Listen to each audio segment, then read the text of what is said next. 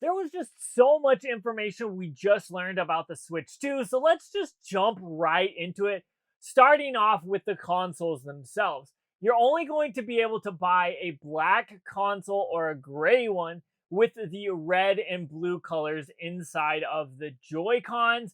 But on release day, you'll either be able to buy the console itself for $450, or you can go ahead and spend a little bit more and get Mario Kart World, the digital game, added onto that in a bundle for $450. So you save a little bit there. But that's not all. We've got to talk about the console itself, all the games, some things that we didn't expect at all. So let's just start off with some new features that the Switch 2 is going to have. Sporting a 7.9-inch screen, the Switch 2 will be much larger than the original Switch with a much better screen. It will be an LCD screen that does have HDR capabilities, which will be 1080p on the tablet itself. And then once you dock it and upscale it for your TV, you'll be able to get up to 4K depending on the game support. But I think this is going to be totally awesome.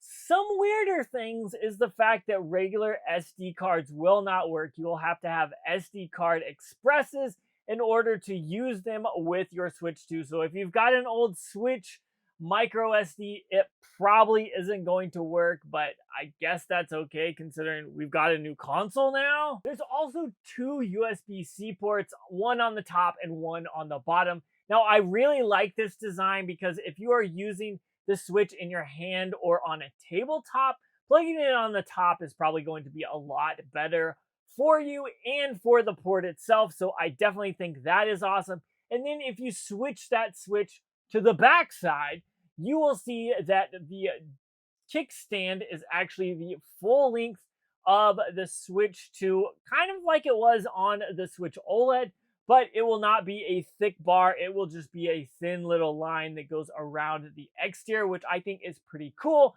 And that brings us to the dock itself, which is pretty awesome as well. Now, this will do everything that the Switch dock will do, but it'll also have a built-in fan for it that it'll keep your Switch cool. Because remember when the first Switches came out, they were actually overheating in the dock and then warping? Yeah, we won't have to deal with that with this new Switch 2 dock, which is totally awesome. And it will also, like I said earlier, upscale to potentially 4K on your TV, which is totally awesome. But we also have some really cool upgrades for the Joy-Cons themselves. Obviously, if you know anything about the Switch 2, they are going to attach by a magnet, which seems to be really good. And I can't wait to see that feel when you pop it off or pop it on. I feel like that's going to have a really nice analog feel, and I just cannot wait. Also, once you pop those Joy-Cons off, the SR and the LR buttons are going to, or the SL and the SR buttons, those are going to be much bigger because, well, the system and the Joy-Cons are much bigger. But the thickness did not change, which is totally amazing.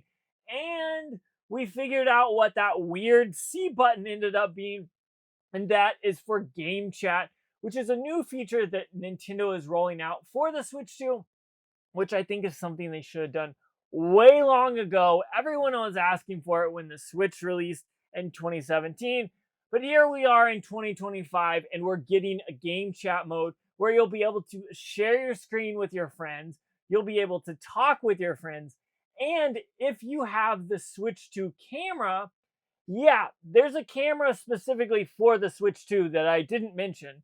You can actually call your friends and they'll be able to FaceTime you, basically. They'll be able to see your face while you're playing the game.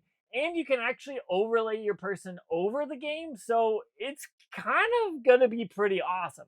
So if you have a Switch 2, that camera might actually be worth picking up, which I never expected to say, but I think it would actually be pretty awesome. Also, we already learned about the mouse capability of the Joy-Cons, but you could put both of them down and use them.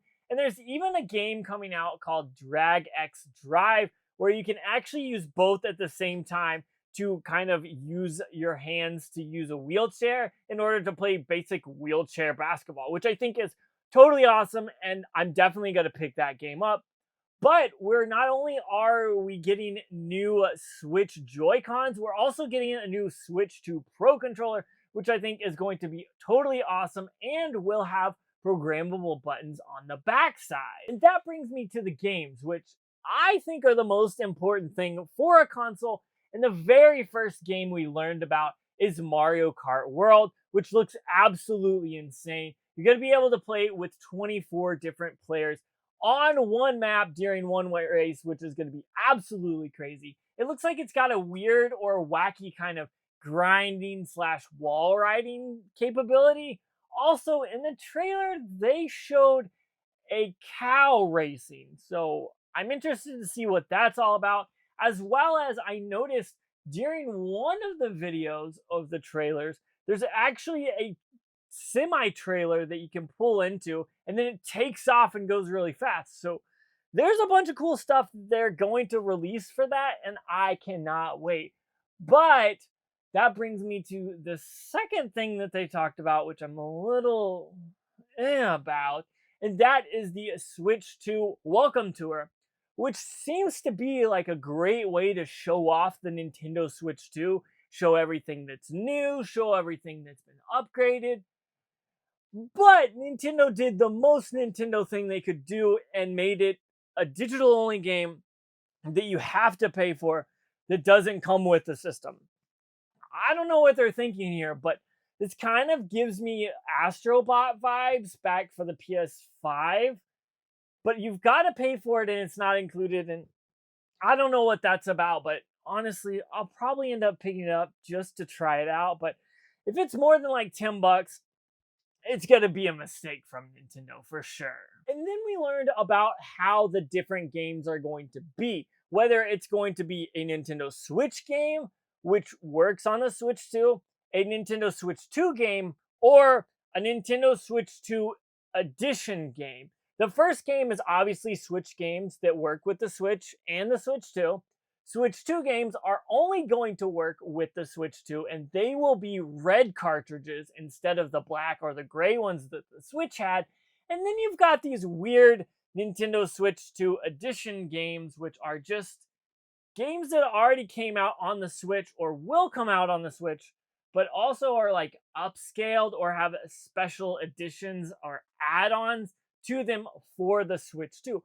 But if you've already picked up these games, whether it's physical or digital, and you already have them for the Switch, you can actually just buy an upgrade plan and get the Switch 2 edition, which I'm assuming is digital only, but that then gives you the opportunity to not have to pay full price for the game again, which honestly is pretty awesome. Like, we saw a ton of Wii U games get ported to the Switch for full price, and seeing these games that you can buy probably used if you want to and save some money and then just upgrade them with this plan, I kind of think this is going to be totally awesome. And then we've got the actual Switch 2 Edition games, which are games like Mario Party Jamboree, you've got Zelda Tears of the Kingdom and Breath of the Wild, you've got Kirby and the Forgotten Land, and some new games that actually haven't even released yet, being Pokemon Legends ZA and Metroid Prime 4 Beyond.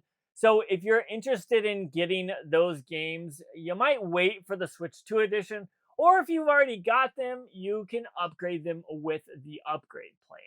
Now I'm just going to run through a list of games that they talked about that I may be interested in or may not be, but there was an absolute ridiculous amount. I already mentioned Drag Drive, which seems to be like a wheelchair-based game to play basketball, and you'll use the mouse to kind of move around and to shoot. It'll be an interesting game, and I'll pick it up to see how it plays on the Switch 2. Then we've got games like Elden Ring, Hades 2, we've got Split Fiction that looks interesting, as well as Hogwarts Legacy, Tony Hawk's Pro Skater 3 and 4, a new Hitman game, a new James Bond Project 007 game, the Bravely Default HD remaster, we've got Yakuza 0, we've got Deltarune, we've got the Hyrule Warriors story, which will be the story from before Tears of the Kingdom happened. Then we've got Witchbook, which actually looks totally awesome.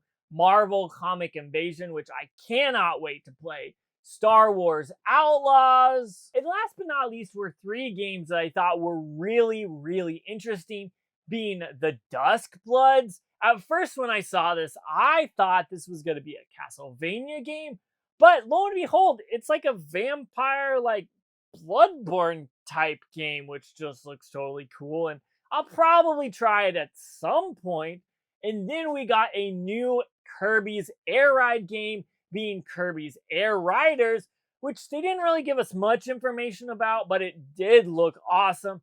And probably last but not least, but the game that I think I might be most anticipating, other than maybe Mario Kart World, and that is Donkey Kong Bonanza, which looks absolutely insanely awesome. Looks like it's going to be a really fun 3D platformer that's just chaotic and hectic. And honestly, I think it's going to be a game I'm really, really going to enjoy. So I'm really excited about that. But that's not the final games that we ended up learning about.